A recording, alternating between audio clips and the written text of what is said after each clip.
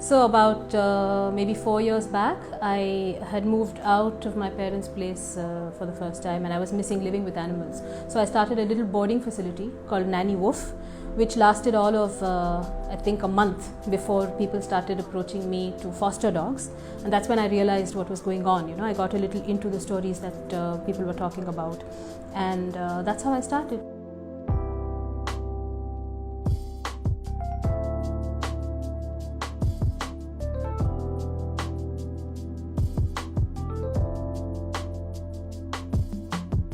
So Juno was found by a couple of guys, a couple of dog lovers in Jayanagar 4th block on Monday morning.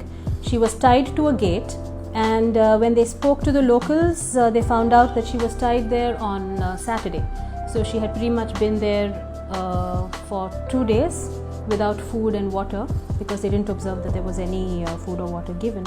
It's come to our notice that she is a dog who has been kind of abandoned by breeder, because you can't see right now, but her teeth are really low hanging.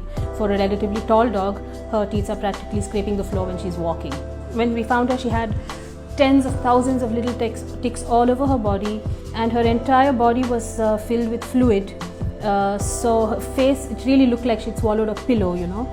So she is a dog who has been used for breeding, but she's a little old now. She's probably about 6 or 7, and perhaps abandoned for that reason.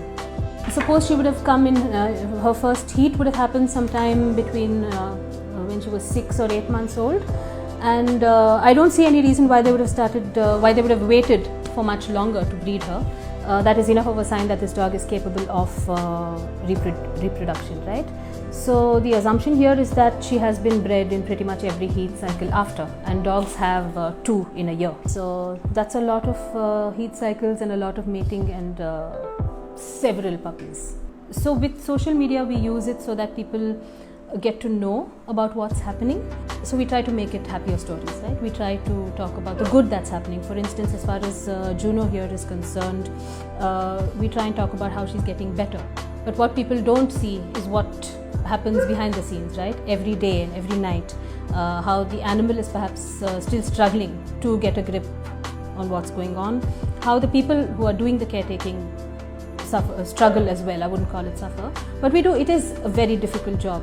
There is a whole new life that you don't quite know at all, that is dependent entirely on you to make sure that he or she makes it, you know. So there's a lot of cleaning, there's a lot of medication, there is very often a lot of heartbreak, because some of the animals that come to us come when it's already perhaps too late.